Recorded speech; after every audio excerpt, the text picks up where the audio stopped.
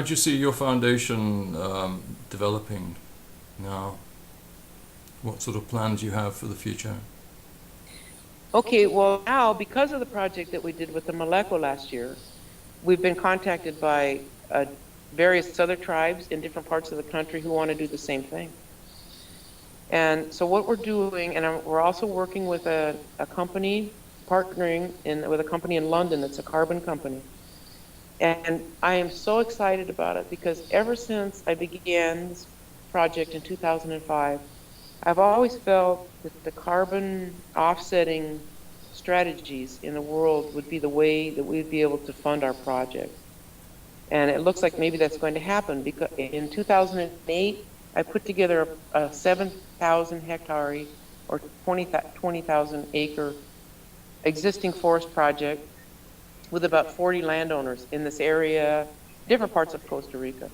And this year, I got in touch with this company in London, and they're very interested, and they're putting the project together, either to sell as carbon offsets on the market in Europe or to sell privately to companies in California that want to offset. So with the 7,000, and now we've been talking to other tribes. The one tribe we went to, they have 80,000 hectares of land. And just the governing council has 30,000 themselves. And to be able to put those lands into a carbon project for these people to earn income yearly per hectare, right, per year, would be amazing for these people. It would give them an income into their community, as well as each person who in the tribe who has a little bit of forest or has a little bit of land they want to reforest. They can all get in on the project and earn something every year. So it would give funding to the tribe itself completely, and it would also give funding and resources and income to the landowners, the small landowners. Also the people that are reforesting, like we did with the Maleko last year and everyone else.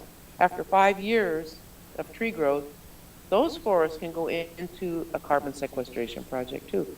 This has been my plan all along, is to try to reforest, and then after 5 years, the people are able to earn carbon credits for the sacrifice that because it is a sacrifice for each person. They're giving up part of the land that they could use for pasture or cultivation to bring back forests. And they deserve something. You know, those forests are working for us. They're cleaning up the air.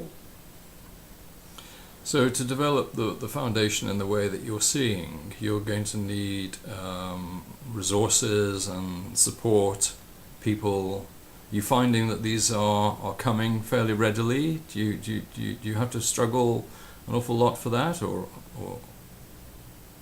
It's really amazing because I have, like I say, all these people now, and they seem to come at just the time that they're supposed to come. It's synchronicity, baby. You know, that's all there is to it.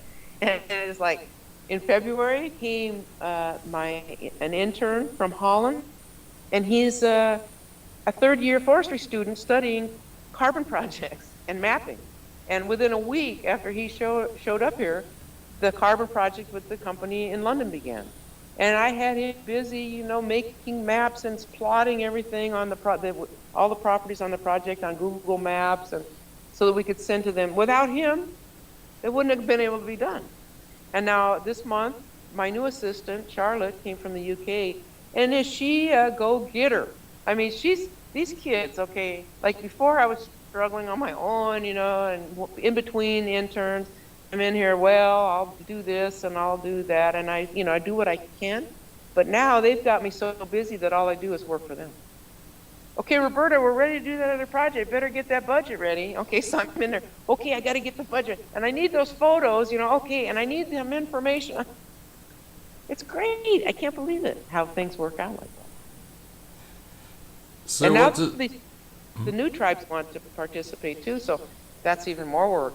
So, you know, I mean, it's like, and then with that comes an indigenous man who was married to a Maleko lady and heard about what we were doing, and now he's joined the team, and he is excellent at making first contact with the tribe, and then he brings us down to give a presentation, and That's what I mean. It's just like everything just seems to fall into place as you need it. So there's no reason to worry because everything always comes just exactly the way it's supposed to.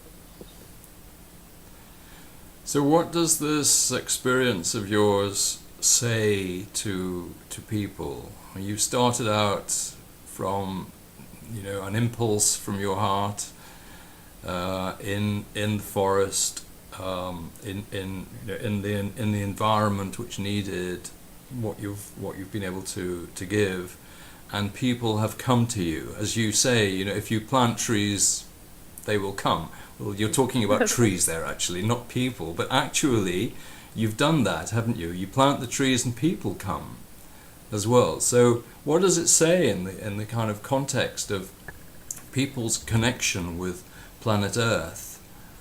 That it's a natural, inherent, instinctive impulse to be part of the Earth. Is it?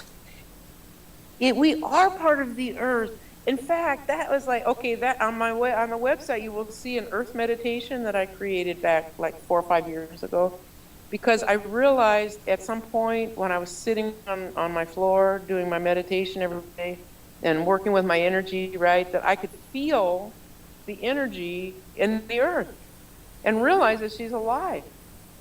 It's a living being, I'm sorry, and she's providing for us. I like to call her our baby mama because she's taking care of us. Where would we be without our Earth? We would be nowhere. People talk about going to another planet. Well, good luck, because this is our fruitful, beautiful mother that's caring for us, and I believe this is the one that we must care for her. And the only way we have exploited her, and we have wasted her resources, and we're paying the price right now with the catastrophe we have with the climate.